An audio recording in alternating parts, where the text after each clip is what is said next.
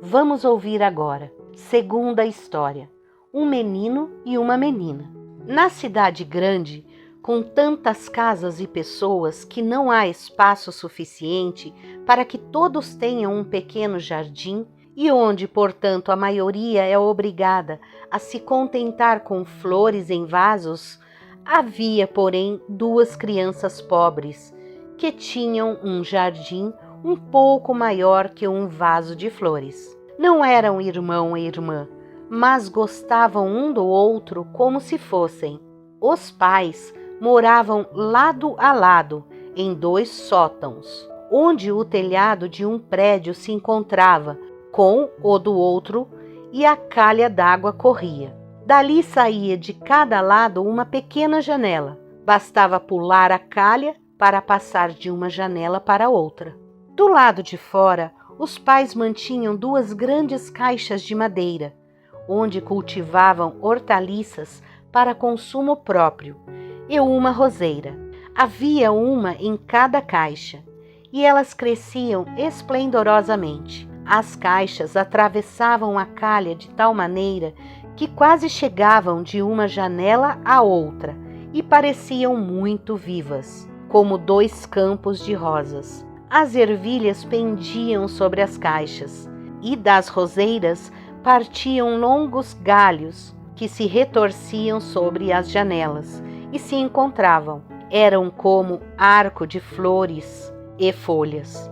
Como as caixas eram muito altas e as crianças sabiam que estavam proibidas de escalá-las, saíam muitas vezes cada uma de sua janela e se sentavam em seus banquinhos sob as rosas, e era adorável brincar ali.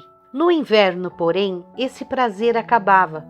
As janelas ficavam constantemente congeladas, mas então as crianças aqueciam moedas de cobre no forno azulejado, encostavam a moeda quente no vidro congelado e assim se abria um maravilhoso olho mágico, redondinho, redondinho. Por trás espreitavam um olho terno, um de cada janela. Eram o menino e a menina. Ele se chamava Kai e ela Gerda. No verão, podiam visitar um ao outro com um pulo. No inverno, precisavam primeiro descer e subir as muitas escadas. Lá fora, a neve soprava. São as abelhas brancas voando, disse a velha avó. Elas também têm uma abelha rainha? Perguntou o menino, pois sabia que havia uma de verdade entre as abelhas. Tem sim, disse a avó. Ela voa onde o enxame está mais próximo. É a maior de todas e nunca fica parada no chão. Ela voa novamente para a nuvem escura.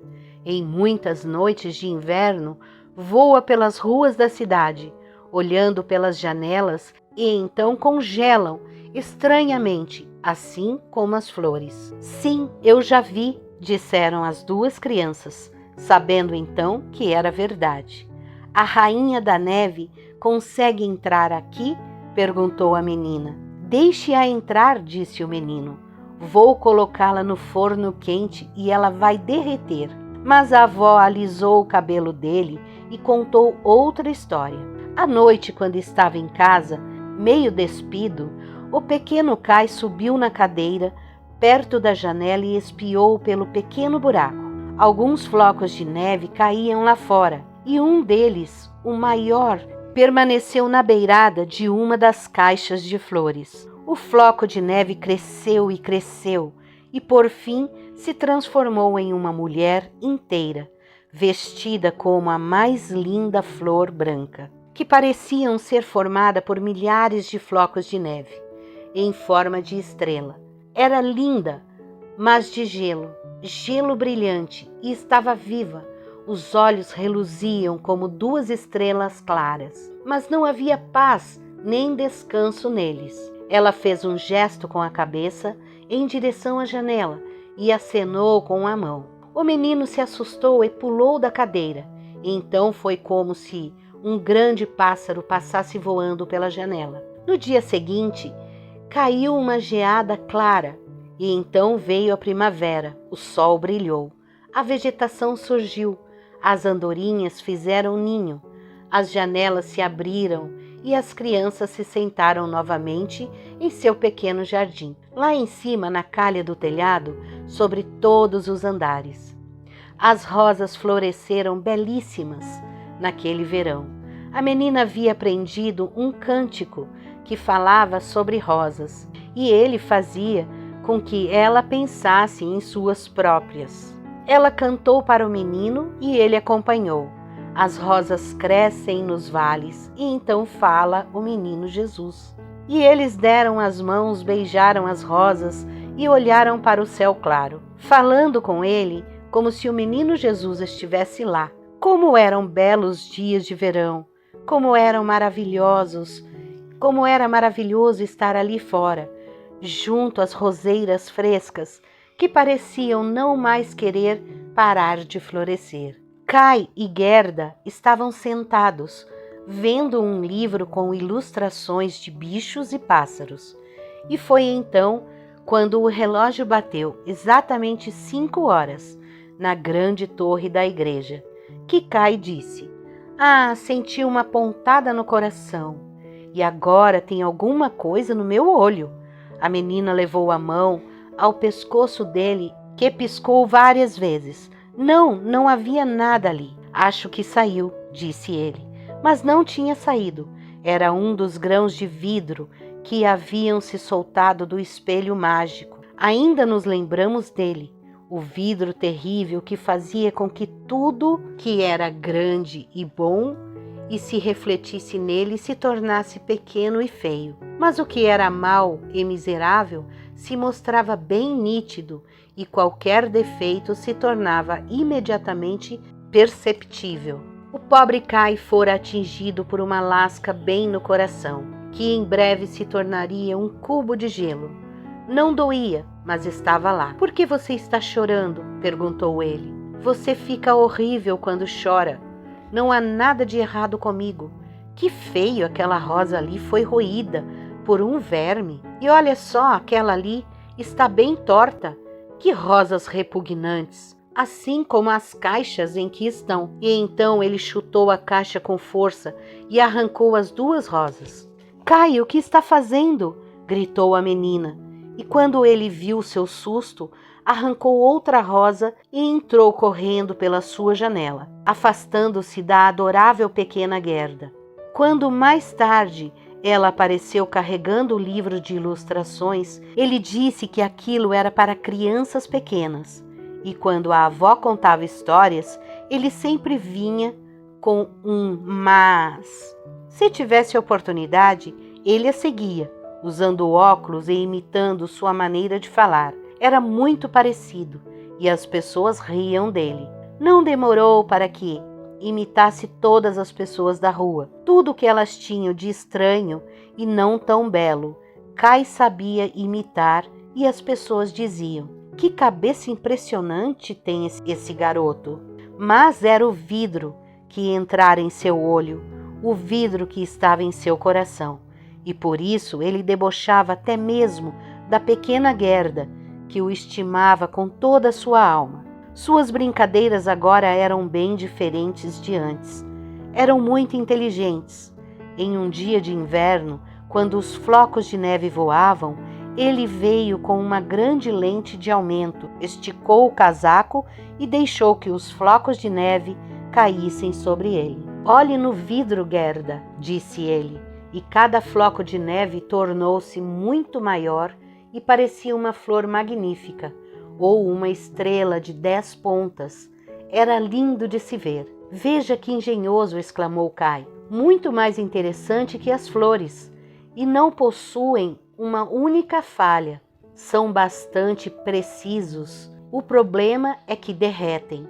Pouco depois, ele veio com grandes luvas e seu trenó nas costas, e antes de partir, gritou no ouvido de Gerda: "Posso ir andar na grande praça, onde os outros brincam." Lá na praça, os meninos mais audaciosos muitas vezes amarravam seus trenós à carroça do fazendeiro e o acompanhavam durante um bom tempo. Era divertido. Quando estavam na melhor da brincadeira, surgiu um grande trenó. Era pintado de branco e nele havia alguém envolto em uma pele branca e com um gorro felpudo branco. O trenó deu 2 voltas na praça e Kai amarrou rapidamente seu pequeno trenó nele e agora também o acompanhava. O trenó seguiu cada vez mais rápido para a rua seguinte. Quem conduzia virou a cabeça e saudou Kai gentilmente, como se eles se conhecessem. Toda vez que Kai pretendia soltar seu pequeno trenó, a pessoa o saudava outra vez, e então Kai permanecia sentado. Eles atravessaram o portão da cidade. Então a neve começou a cair de tal maneira que o menino não conseguia ver nada diante de si. Mas ele prosseguiu e desamarrou depressa a corda para se soltar do grande trenó, mas não adiantou. Seu pequeno veículo estava enganchado e seguia na velocidade do vento. Então ele gritou bem forte, mas ninguém o ouviu. E a neve caía e o trenó seguia rapidamente. De vez em quando dava um solavanco, como se passasse por valas e cercas. Ele estava bastante assustado. Queria rezar, mas só se lembrava da tabela de multiplicação. Os flocos de neve ficaram cada vez maiores e, por fim, pareciam grandes galinhas brancas. De repente, desviaram para o lado. O grande trenó parou e a pessoa que o conduzia se levantou, a pele e o gorro pura neve. Era uma mulher alta e ereta, de um branco cintilante. Era a rainha da neve. Andamos um bom pedaço, disse ela, mas está muito frio. Entre em minha pele de urso. E ela o colocou no trenó consigo e o envolveu com a pele. Foi como afundar em um monte de neve. Você ainda está com frio? Perguntou ela e o beijou na testa. Oh, era mais frio que gelo. Foi direto para o coração dele, que, no entanto, já era quase um cubo de gelo. Foi como se ele tivesse prestes a morrer, mas apenas por um instante, e então ficou bom, já não percebendo mais o frio ao redor. Meu trenó, não esqueça meu trenó. Ele então se lembrou, e o trenó foi arrancado em uma das galinhas brancas, que voou com ele nas costas. A rainha da neve beijou Kai mais uma vez, e ele já tinha esquecido a pequena Gerda, a avó e todos em casa.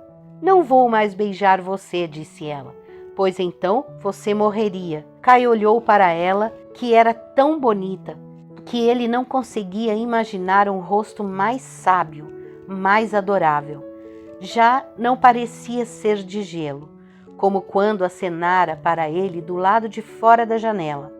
Aos seus olhos, ela era perfeita, não se sentia nem um pouco amedrontado.